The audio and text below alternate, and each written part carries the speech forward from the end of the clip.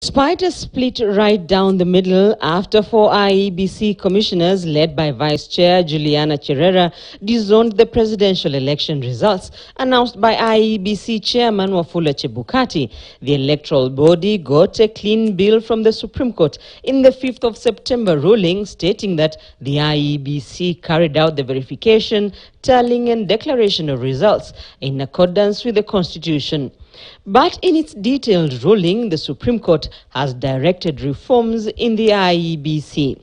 The highest court in the land wants access to the servers supporting the transmission and storage of Forms 34A, 34B and 34C to be restricted to IEBC staff during the election period. The IEBC to ensure that servers supporting the elections and those serving IEBC internal administrative work are distinct and separate. A move, it says, would allow the court, should the need arise, to carry out forensic imaging of the same without compromising or infringing any third-party agreements.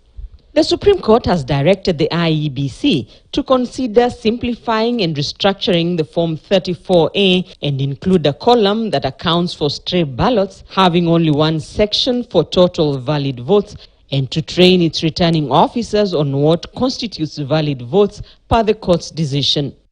The court has directed the IEBC to put in place specific mechanisms to allow for special voting as contemplated under Regulation 90 of the Elections Regulations 2012.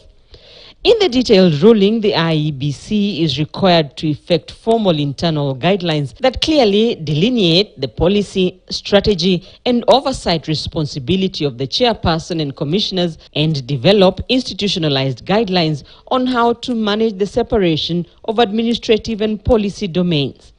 The role of the chairperson, commissioners and the chief executive officer, other staff and third parties should be clearly set out in both the legislative and administrative edicts, directed the Supreme Court.